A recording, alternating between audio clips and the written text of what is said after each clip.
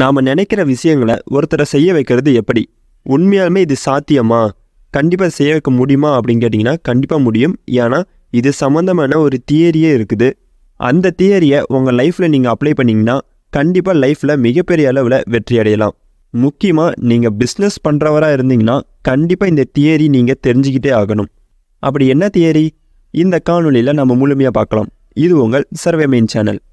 ஒரு நாயை ஒரு ரூமில் போட்டு அடைச்சிட்றாங்க. அந்த நாய்க்கு அங்கேருந்து தப்பிக்க எந்த வழியுமே இல்லை. அதுவும் அந்த ரூமை சுற்றி சுற்றி பார்க்குது. அது சுற்றி சுற்றி பார்க்கும்போது அந்த ரூமில் ஒரு சுவிட்ச் இருந்துருக்கு.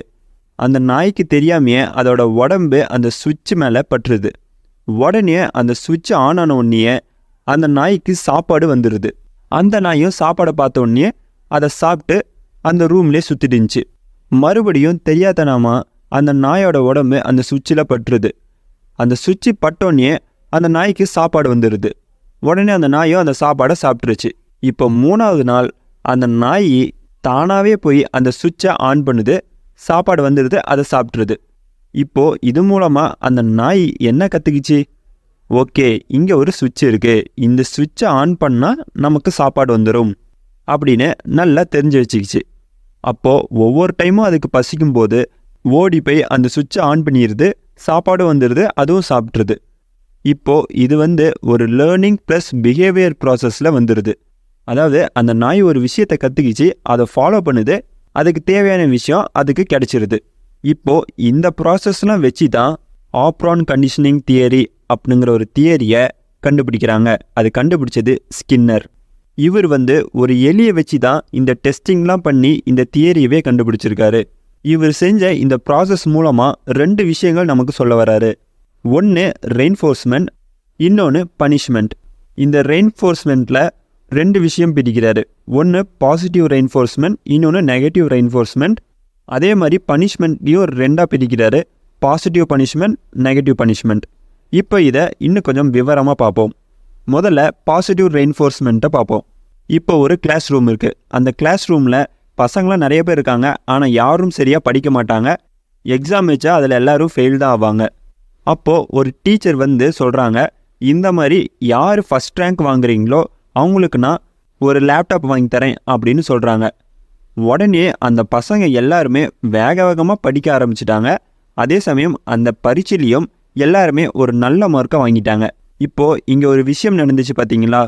அதாவது இது வரைக்கும் சரியாக படிக்காதவங்க ஒரு விஷயம் நான் தரப்போகிறேன் அப்படின்னு சொன்ன உடனே எல்லாரும் நல்லா கான்சன்ட்ரேட் பண்ணி படிக்க ஆரம்பிச்சிட்டாங்க. அப்போது இந்த இடத்துல லேர்னிங் ப்ளஸ் பாசிட்டிவ் இந்த 2 விஷயமும் இருக்குது. இப்போது அந்த பசங்க படித்து நல்ல மார்க் எடுத்ததுனால அந்த பசங்களுக்கும் பாசிட்டிவ், அந்த ஸ்கூலுக்கும் பாசிட்டிவ். அதே மாதிரி ஃபஸ்ட் ரேங்க் எடுத்த பசங்களுக்கும் லேப்டாப் தந்திருக்காங்க, அதுவும் ஒரு பாசிட்டிவ். இப்போ இங்கே எல்லாமே ஒரு பாசிட்டிவ் விஷயமாக நடந்திருக்கு, ப்ளஸ் லேர்னிங்கோடு நடந்திருக்கு. அப்போ இது ஒரு நல்ல பாசிட்டிவ் பிஹேவியராக உருவாகியிருக்கு. இப்போ 2வது நெகட்டிவ் ரெயின்ஃபோர்ஸ்மெண்ட்டை நம்ம பார்ப்போம். இப்போது எக்ஸாம் டைமில் பசங்க டிவி பார்க்குறதோ இல்லை ஃபோன் பார்க்குறதோ இல்லை வீடியோ கேம்ஸ் விளையாடுறதோ இது எல்லாம் பேரண்ட்ஸுக்கு பிடிக்காது. அப்போ பேரண்ட்ஸ் என்ன செய்வாங்க? எக்ஸாம் முடிகிற வரைக்கும் நீ டிவி பார்க்கக்கூடாது, ஃபோன் பார்க்கக்கூடாது அப்படின்னு எல்லாமே நம்மக்கிட்ட பிடுங்கி வச்சுப்பாங்க. அப்போ நாம் என்ன செய்வோம்? வெறுப்பில் படிப்போம்.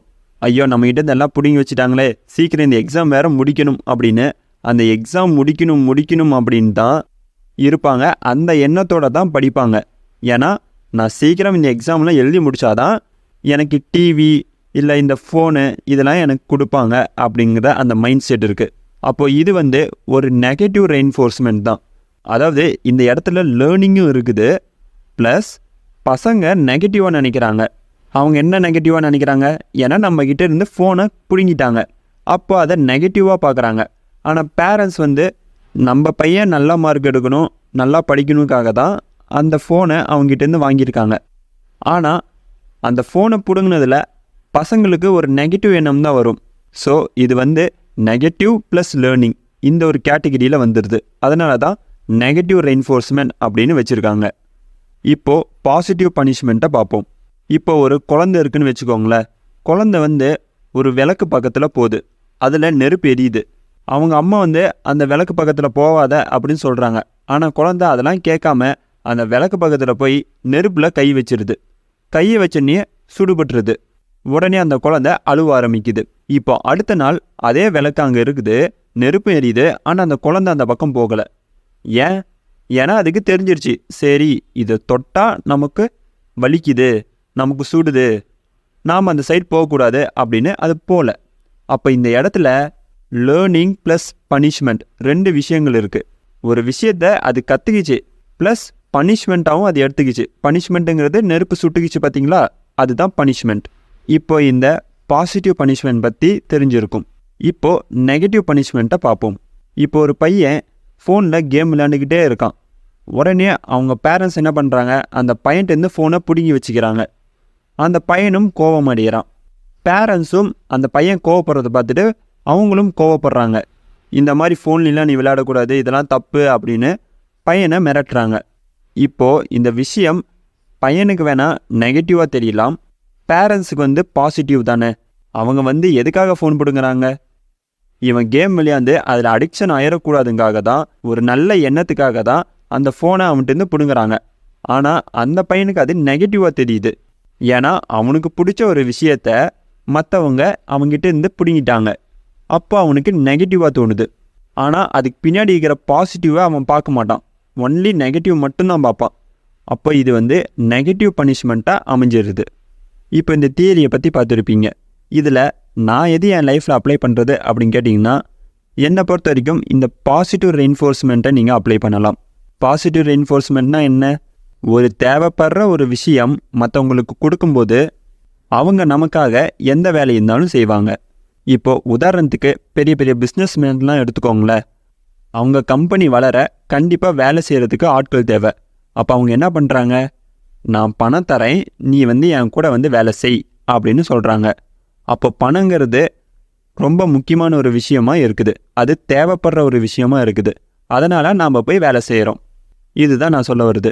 ஒரு தேவைப்படுற விஷயத்த மற்றவங்களுக்கு கொடுக்கும்போது அவங்க அதை வாங்கிக்கிட்டு நமக்காக எந்த வேலை செய்யணுமோ அது கரெக்டாக செஞ்சு கொடுத்துருவாங்க.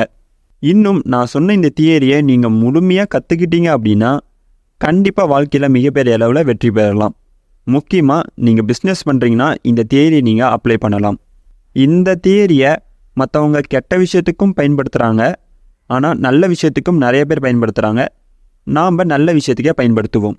மறக்காமல் நம்ம சேனலை சப்ஸ்கிரைப் பண்ணி பெல் பட்டனையும் ஆன் பண்ணிக்கோங்க. அப்போ தான் நம்ம போடுற வீடியோஸ் உங்களுக்கு நோட்டிஃபிகேஷனாக வரும்.